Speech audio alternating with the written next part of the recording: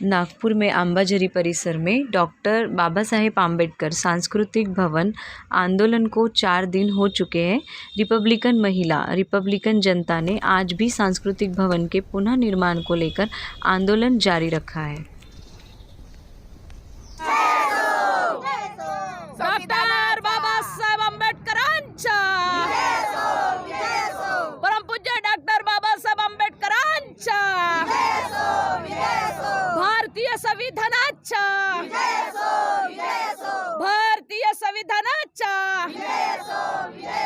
भारतीय संविधानाच्या जीना है तो हक के लिए लढना सीखो, हक के लिए लढना हक्काचं नाही कुणाच्या बापाचं 20 एकर जमीन लेके रहेंगे 20 एकर जमीन लेके रहेंगे 20 एकर जमीन लेके रहेंगे सांस्कृतिक भवन लेके रहेंगे सांस्कृतिक भवन लेके रहेंगे सांस्कृतिक भवन लेके रहेंगे। आज़ादी का अमृत महोत्सव मना रहा है और इस देश का संविधान जिस महापुरुष ने लिखा, डॉक्टर बाबा साहब अम्बेडकर ने, पता नहीं इस देश की व्यवस्था को उनके पुतलों से, उनके नाम से, उनके नाम की बस्तियों से, उनके नाम पर हुए स्मारक से आज भी परहेज़ है। बाबा साहब के पुतले तोड़े जाते हैं। मराठवाड़ा विद्यापीठ को बाबा साहब का नाम देने के लिए सालों लग जाते हैं। यहाँ बाबा साहब का स्मारक जो था इतने सालों से, वो तोड़ा जाता है।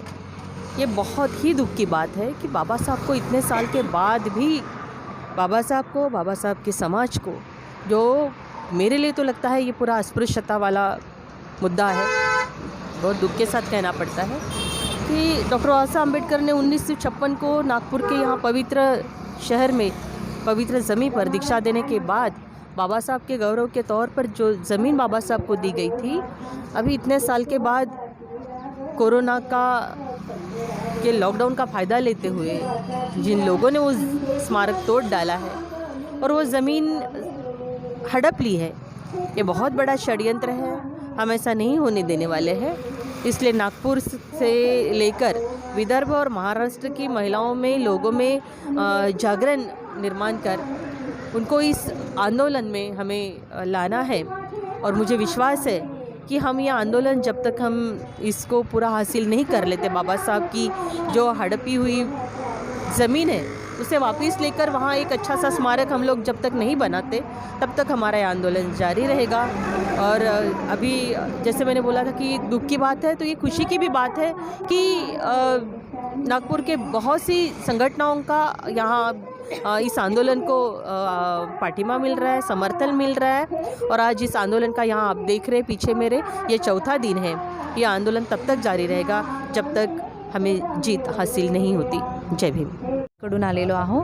तुमचा धरण्याचा जो मुद्दा आहे तो थोडा सांगा, आणि सांस्कृतिक भवनाचा जो मुद्दा आहे तुम्ही ते हिवाळी अधिवेशनामध्ये ठेवलेला होता, तर त्यामध्ये तुम्हाला सॅटिस्फाईड झालेला नाही म्हणून तुम्ही हा जो आंदोलन आहे तो केलेला आहे, तर थोडा आम्हाला आंदोलनाचा म्हणजे रिपब्लिकन विजन चॅनलचे मी खूप खूप आभार व्यक्त करते, क्योंकि हिंदी क्योंकि इस देश का जो मेन स्ट्रीम मीडिया है वो मेन स्ट्रीम मीडिया तो गोदी मीडिया बन गया है और वो जनता का मीडिया नहीं रहा है, वो लोकशाही का चौथा स्तंभ नहीं रहा है। और इसलिए अभी ये जो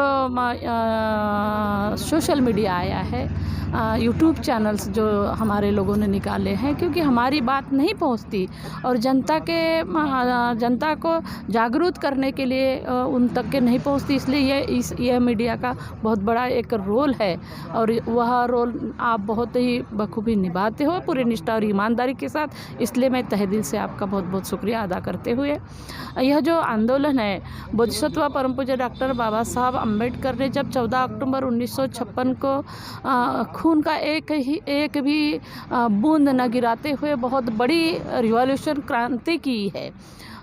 ऐसी क्रांति है भारत में, यानी 7 लाख, कोई 9 लाख लिखता है, कोई 7 लाख लिखता है, 7 से 9 लाख लोगों ने तब बौद्ध धर्म की दीक्षा ली थी।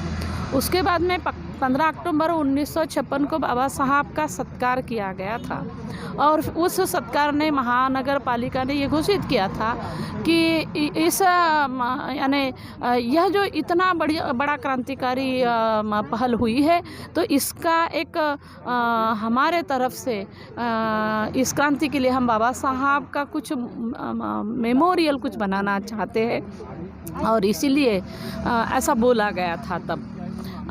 फिर महानगर पालिका ने ये जो ज़मीन है ये ज़मीन क्या कहते हैं कि फॉरेस्ट के इसमें थी और फिर बाद में यह ज़मीन वो मेमोरियल यानी डॉक्टर बाबा साहब अम्बेडकर सांस्कृतिक भवन बनाया गया था।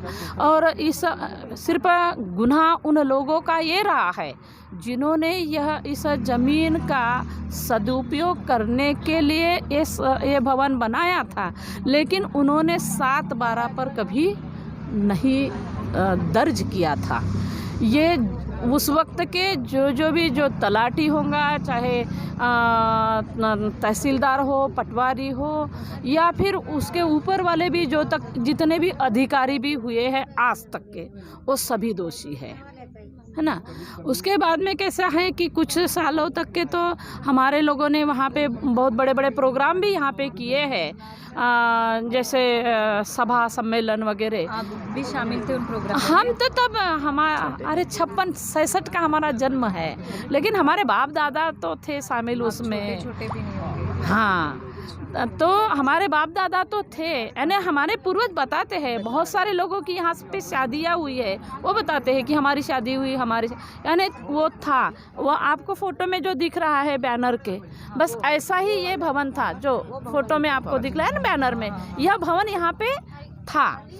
बाद में क्या हुआ कि कुछ सालों बाद जैसे कि महानगर पालिका ने अपने अंडर में ले लिया उसको, और फिर जो लोग आते थे उनको भी मना कर दिया। कार्यक्रम प्रोग्राम लेते थे उनको भी, यानी फिर कैसे कार्यक्रम लेने के लिए उनकी परमिशन लेना पड़ता था, वो परमिशन देना भी बंद कर दिया। अब फिर वहाँ की डाक डुजी बोलो या वहाँ का व्यवस्थापन बोलो, ये सही ढंग से महानगर पालिका ने नहीं किया। क्यों नहीं किया? क्योंकि वहाँ बैठने वाले सब मनुवादी विचारधारा के लोग हैं और यहाँ पे दो विचारधारा की लड़ाई हमेशा रही है, एक यानी ब्राह्मणी व्यवस्था और श्रमण संस्कृति और ब्राह्मण संस्कृति। बाबा साहब भी यानी एक समतावादी जिसे हम ब्राह्मण संस्कृति कहते हैं और एक समतावादी जिसे हम बौद्ध संस्कृति कहते हैं। तो समता जो लोग लाना ही नहीं चाहते थे वो कैसे समता का इतिहास को संभाल के रखेंगे, बात यहाँ पर ये आती है। और इसलिए उन्होंने उसकी देखभाल नहीं किए, उसकी पूरी तरह से। फिर वो अब हम अपने मकान को भी अगर सही तरीके से देखभाल नहीं किए तो वो कुछ सालों बाद वो तो ख़त्म हो जाता है। और फिर उसके बाद में महानगर पालिका में यानी बीजेपी की सरकार हो चाहे कांग्रेस की सरकार हो, इन दोनों के सरकार के वक्त में उन लोगों ने एक बड़ा षड्यंत्र किया। और पिछले बार तो बीजेपी की सरकार थी, उस वक्त में नगर सेवकों को भी पता था या नहीं पता, अब हम उन तक के पहुंचने को है, हम पहुंचेंगे ज़रूर, चाहे वो किसी भी पक्ष के हो, चाहे कांग्रेस के हो, बीजेपी के हो, शिवसेना के हो, मनसे के हो, बीएसपी के हो, कोई भी पक्ष के वहाँ पे प्रतिनिधि हो, हम उन तक के पहुँचेंगे। क्या उनको मालूम था? क्या अगर उन्हें मालूम था तो उन्होंने इसलिए सम्मति क्यों दिए, उन्होंने जन आंदोलन क्यों नहीं छेड़े? क्योंकि यहाँ हमारा इतिहास है और हमारे इतिहास को कोई मिटाने का काम करेगा तो हम कतई बर्दाश्त नहीं करेंगे। और इसलिए जन जागृति होती गई, फिर लोगों ने अपने अपने तरीके से वो किया, लेकिन कुछ नहीं करते दिखा।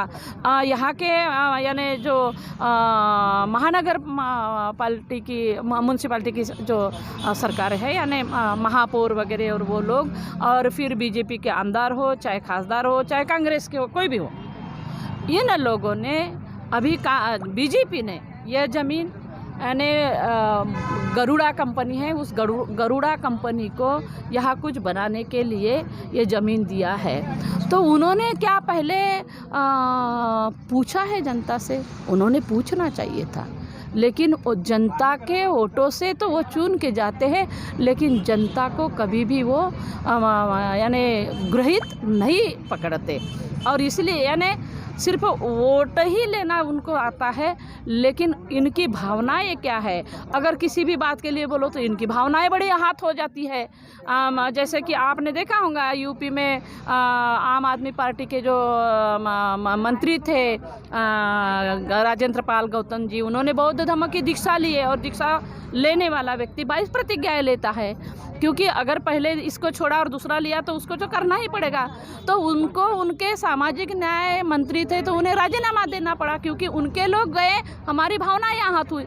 और बाबा साहब का हमारा इतना बड़ा ऐतिहासिक धरोहर तोड़ा तो क्या हमारी भावनाएं आहत नहीं हुई? अरे बाबा साहब एक समाज के नहीं है, बाबा साहब पूरे देश के नहीं, यूनिवर्सल है, पूरे वर्ल्ड के बाबा साहब है।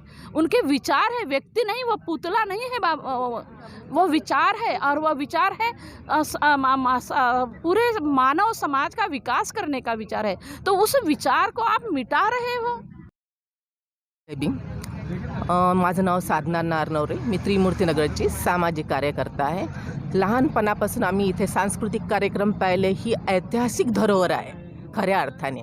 आणि इथे आमचं बालपण जे गेलं सांस्कृतिक कार्यक्रम आणि हे सगळं आम्ही पाहून आहे। हे दुष्कर्म ज्यांनी केलं ह्यांनी हे खूप मोठं षडयंत्र असलं। कोरोना काळात लोक आपल्या घरात होते, त्यावेळेस यांनी मोठमोठे टिनाचे शेड लावून ही धरोहर पाडली। म्हणजे हे पूर्वीपासून यांचं षडयंत्र होतं। विषमता आम्हाला बाबासाहेबांनी शिकवली नाही, मात्र यांच्या रक्तात विषमता आहे। यांनी हे आता कमर्शियल करण्याच्या मार्गावर आहे आणि एवढी 44 एकरची जागा हे गिळंकृत करण्याच्या मार्गावर आहेत। हे फार मोठं दुष्कर्म आहे माणसांचं।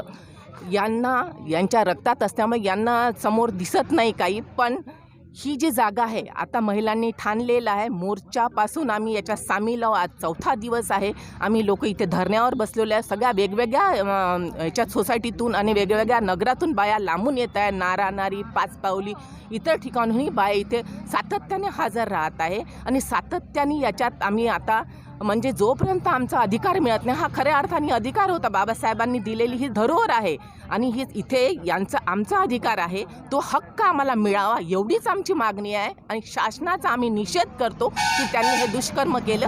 त्यांनी आता हे आम्हाला जसं तसंच बनवून द्यावं, नाही तर तेवढी जागा तरी आम्हाला द्यावी। आम्ही आमच्या हक्काने ती जागा पुन्हा जसं सांस्कृतिक भवन होतं इथे, त्यांनी होत्याचं नव्हतं केलं, पण आता तसं आम्हाला पाहिजे आहे, हीच आमची मागणी आहे। धन्यवाद। जय भीम। डॉक्टर बाबासाहेब आंबेडकर सांस्कृतिक भवन परिसर अंबाझरी या ठिकाणी जे महिलांचं आंदोलन 20 तारखेपासून सुरू आहे, त्या आंदोलनात सध्या नागपूरकरी जनता सम्मिलित आहेत। आंदोलन कशासाठी?